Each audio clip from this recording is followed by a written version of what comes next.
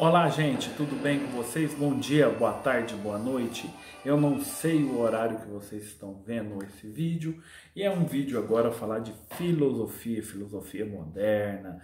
Vamos agora falar dos grandes filósofos renascentistas e é uma matéria específica aí para o segundo ano do colégio liceu, segundo ano do ensino médio. Gente, vamos entender esse contexto de filosofia moderna.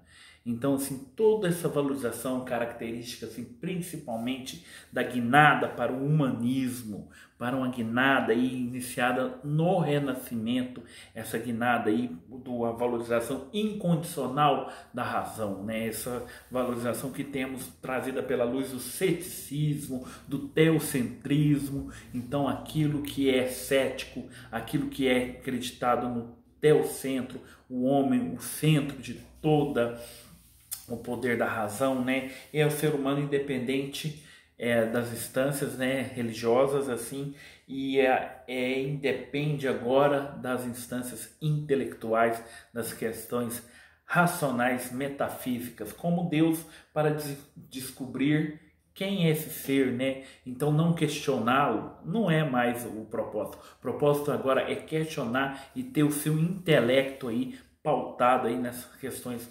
racionais, né? Enquanto os artigos perguntam assim, por exemplo, o que era a verdade, o que era o conhecimento, né? Os modernos passaram a perguntar o seguinte: como agora é possível o conhecimento ser verdadeiro, né?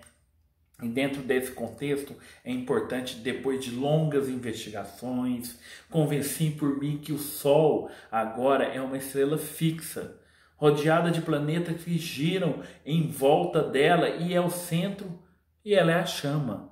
Que além dos planetas principais, há outra segunda ordem aí postada nesse universo, circulando em volta de satélite, em redor dos planetas e principalmente ao redor do céu. Não duvido de que os matemáticos sejam, da minha opinião, os que quiserem-se ao trabalho de tornar conhecimento superficialmente essa maneira de pensar o mundo, né? Demonstrações que darei dessa obra, escritura sagrada que agora sofre ataques, né? Desprezarei os seus ataques. As verdades matemáticas não devem ser julgadas senão por matemáticos e colocar cada um em seu espaço. Isso é Copérnico, isso é a revolução da razão. Então essa revolução da filosofia moderna é muito importante para a gente ter como princípio a importância da experiência da observação, né?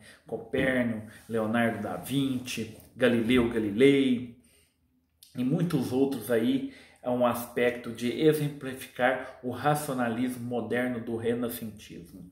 Então, a experimento de todos esses temos aí que legitimar também um conceito da verdadeira razão e pautar-se ao princípio, vocês sabem de quê? Ao princípio de que atribui em diferentes lugares e diferentes aspectos o papel do processo de obtenção do conhecimento. Então, quanto mais você obter conhecimento, quanto mais você adquirir conhecimento, você está pautado a analisar o mundo de forma mais complexa e racional e mais pontual. Então, o pintor que trabalhava rotineira e apreciando compreender todas as coisas como espelhos se envolve dentro de si, agora ele vai observar isso tudo com conhecimento, tomar isso como conhecimento, né?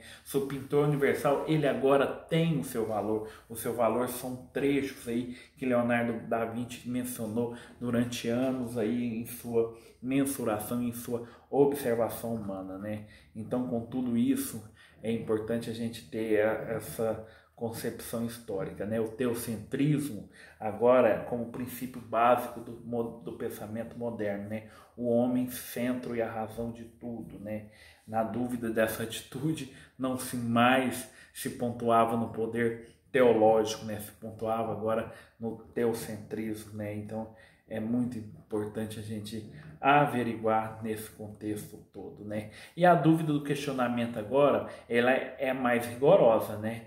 E o espírito crítico são fundamentos agora que são pensamento da filosofia moderna. Então, agora não é apenas abaixar-se a cabeça e pensar somente em aceitar as concepções. Agora, o rigoroso espírito crítico, os fundamentos dos pensamentos críticos são pautados aí na filosofia moderna.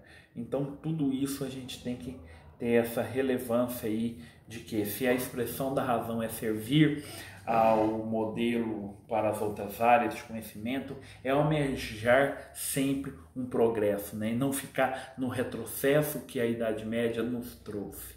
Para esses grandes pensadores, que a gente vai explicar depois, posteriormente, no próximo menção aí, um por um, como Galileu Galilei, como Descartes e Francis Bacon, como o movimento iluminista, né, que o vídeo fala assim, o movimento da racionalidade, do progresso universal, ele tem sua extrema importância nesse contexto todo, né?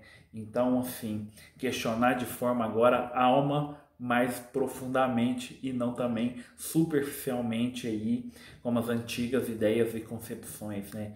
Então esse movimento ele veio para a valorização aí do Renascimento, né? Então é importante a gente, como eu mencionei, destacar alguns pensadores, né? Galileu Galilei, Isaac Newton, René Descartes, David Hume, Francis Bacon, John Locke, Thomas Hobbes, né, e a política moderna contratualista, né, que influenciou fortemente as teorias e as concepções iluministas, né, as políticas. Posteriormente, o iluminismo ele vai abrir brechas para o liberalismo e abrir brecha também para o socialismo beber dessa fonte, né? Um contexto histórico, agora um novo paradigma, né? Já suficiente da valorização da potência humana. Então, havendo aí um humanismo, né? E uma questão aí das formações de outro estado, né?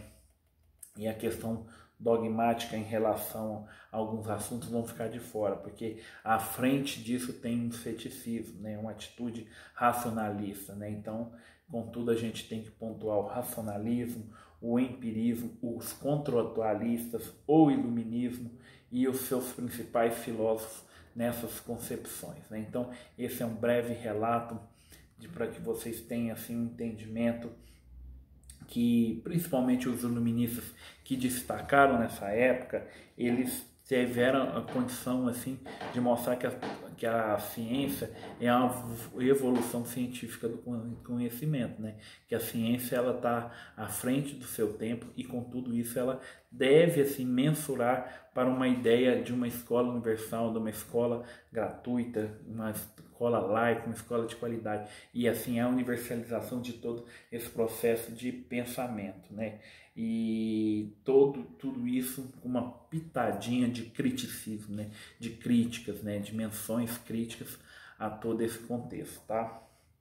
Então essas discussões elas são muito interessantes. E outra coisa, eu deixo tudo subscrito aqui no meu canal, também nas suas plataformas, e tem um pequeno esqueminha que eu também vou deixar aqui na caricatura desse vídeo, para essa ideia aí de um pensamento defensor e da liberdade individual que foi o iluminismo e que foi a filosofia moderna. Então é muito importante a gente ter isso em mente, ter isso pautado em nossas concepções, que o conhecimento através de conceitos universais e não agora de conceitos religiosos, né?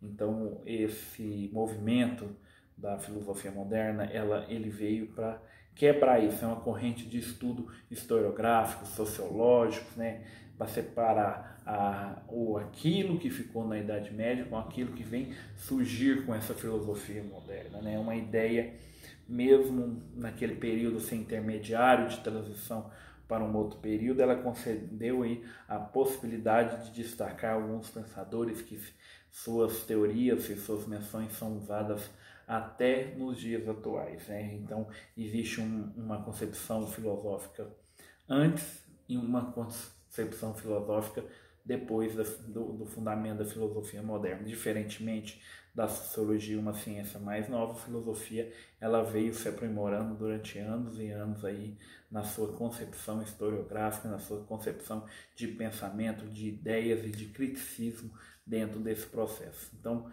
essa é a primeira parte e vocês fiquem aí em paz aí. Um abraço, um beijo aí do professor Gugu.